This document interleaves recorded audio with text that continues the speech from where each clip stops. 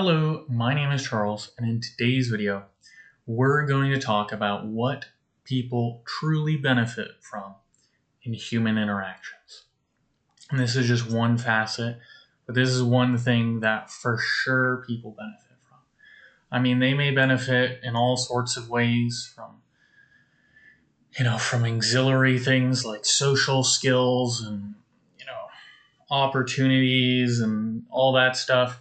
But they also benefit more so from a connection to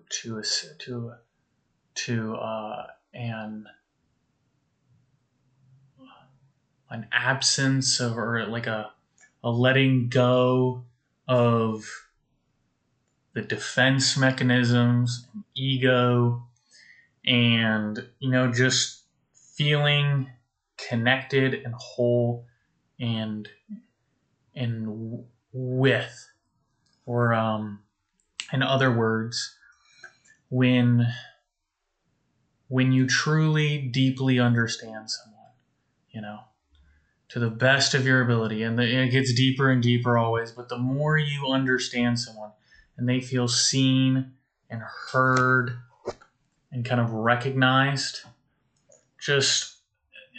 it's not only validating, it's assuring, it feels loving, they feel it is healing, and it allows them to feel complete and whole, and like there's just nothing wrong with them, because so many people in this on this planet, have these egos of, poor, or not even, have these egos and these self identities that that they just feel that either something's wrong with them, or they're not enough, or that as they are, they need to be fixed or changed, or that just something's not right with them. They don't feel comfortable in their own skin.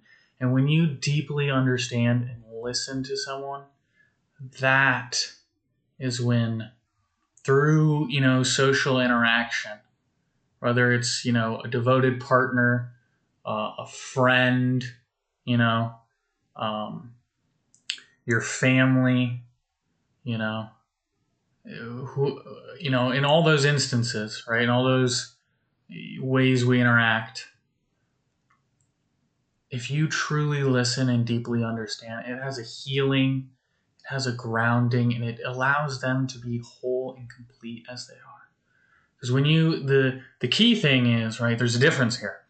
See, because if you deeply listen and deeply understand someone, you're not fixing them, right? So imagine this, right? You come home, you had a hard day at school, maybe you're getting bullied, or, something unfortunate happened or what have you, and you get hit with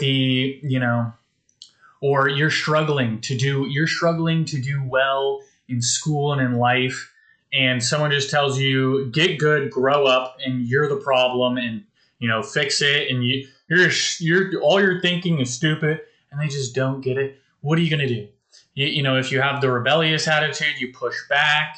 Sometimes you feel hurt, and then you just feel worse about yourself, and nothing gets solved, right? When a lot of the time, and this is, people in the West, maybe people in the East, I don't know, but I think people, if they understood that maybe 70 to 80%, I won't go as far as like some of the spiritual gurus, but 70 or 80% of the time, you don't actually have to solve somebody's problem.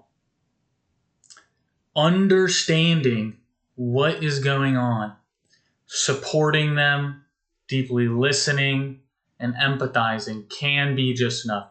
Now, if there is a practical solution, you can realistically help them in the 3D, material world, do it. Be of service, be a cheerful giver. But it's not always the case, and sometimes you may not be able to do that. But deeply listening and deeply understanding someone, that's what they benefit from. That's healing. And so how do we do it? I think for me, kind of the best experience, I mean, it comes through love, right? When you truly love someone and you find this, uh, when you're devoted to someone, that naturally, that understanding and that embrace for just you, however they are, you are going to love them, you know, just unconditionally. You just want to get to know them and you appreciate and are grateful for how they are, at any time. And it's really deep and meaningful, but also in friendships, in family relationships, it can happen too. And so, how do we do it? How do we deeply, deeply listen and understand? And I think the way we do that, what worked the best for me is 1, loving the person. 2 is acknowledging that when I listen to them, right, not only do you give undivided attention, but first and foremost, your objective is to understand them as they wish to be understood. So let's say, someone is talking and they have, a device they have isn't working, or, something like that. In that moment, you don't have to immediately, solve or fix the device. Be like, oh, that must be, are they feeling frustrated? What are they feeling? Why do they really want this device? Really, you are putting, the more you can put yourself in their shoes while listening to them. And you're not looking to necessarily solve immediately. You're looking first to understand as they wish to be understood. So you're listening, you're trying to figure out and asking questions and acknowledging how they are feeling, and, asking, like, is this right? Like, am I seeing? And you really put yourself in their shoes. Really put yourself in their shoes. Like, they must have been feeling this. They must have been doing this. Almost like you're a movie character, or you're an actor and you got to play a movie character. You really got to put yourself in the mind of this other person. Like, what are they thinking? What are they feeling? Where did they grow up? All this stuff. And then after that, so first, right, you have the love, right, in whatever, vehicle or manifestation that is. 2, you seek first to understand as they wish to be understood. And third is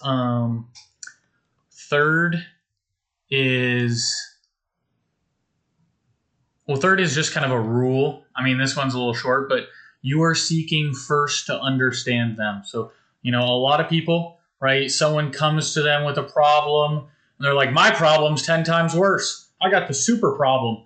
No. It is not a competition. You are here to listen to them. Just undivided attention. That is like one of the best gifts you can give them, is this deep listening.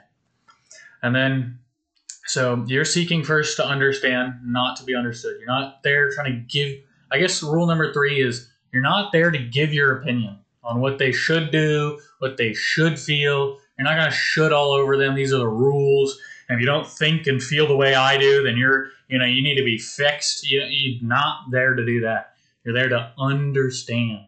You're there to see life the way they see life. And then I think the 4th step, and this is, if you have a devoted partner, right? Like, I'm really grateful. I have this opportunity to even practice this technique and have this in my relationship. But even with, let's say you have a friend you really care about, or, family, whatever have you. The 4th is like contemplation / solution. So, what I mean by contemplation, right? This is the 4th step. And this is just find some time. If you truly and genuinely care about this person, find some time. And I know we all got super busy schedules, so it can be really hard, but find some time to just simply just remove all the distractions, YouTube, Discord, video games, just anything, and simply contemplate. Like, let your mind, pull up ideas. Don't try to force any thoughts out. Don't, just whatever comes up, you're just willing to see it and look at it. And if there's a pattern of thinking, you're just willing to be with your thoughts alone in a room and be comfortable with that. And then you just direct that contemplation. You just, I want to contemplate that person. And you just let whatever, comes up and arises, all the things you're grateful for and all the things you need to change your mindset and be more grateful for and appreciate, and all the things you see that they did that you didn't know previously. And it's so good. Because in that contemplation, you will be able to, in that undistracted time, see all the things they went through to make them the way they are. You'll experience all that empathy and compassion and understanding. You'll understand, what they went through on an emotional and physical and spiritual level, and just everything. You will get it. And then lastly is solution. And and after that contemplation, you can bring it to them. You can bring that understanding to the next interaction or to the interactions in the future. And it'll be so much more joyful and loving and good. And the last part of the fourth step is alignment, or like solution. And so what you do in this is, now you are aligned, or if this is your devoted partner, you're aligned with them on the same vision for where you're going in life, and your goals and ambitions will solve and make their life and well-being better and your life and well-being better. Or if it's a friend, the things you do in the future with this person, but you're both evolving together now. So it's that whole understanding, acceptance, fully getting all of it. And then it's that transformation and evolution for the future. So in short, right, you have the love and whatever manifestation for the first step. Second is you seek to understand them as they wish to be understood. Third is you're not going to give your opinion or a should. You're there to seek first to understand and not to be understood. So you're not trying to give your opinion or tell them how they should think. You're there to put yourself in the mind of them. Fourth step is contemplation and transformation or evolution, growth alongside that person towards the vision. You're aligning with them on the vision. And so I hope you guys enjoyed this. I sincerely promise you that this will be, whoever you employ this with, and the greater capacity you have to do this, the more people will appreciate it, the more understood they feel, the more they'll feel healed and loved and listened to. And, people won't walk around so much anymore feeling like they're broken and should be another way, or, whatever way they are right now is not, they're just somehow they're flawed or made incorrectly. They will feel whole, they will feel understood, and they will have a vision. So I hope you guys enjoyed this. Much love to you all, and God bless.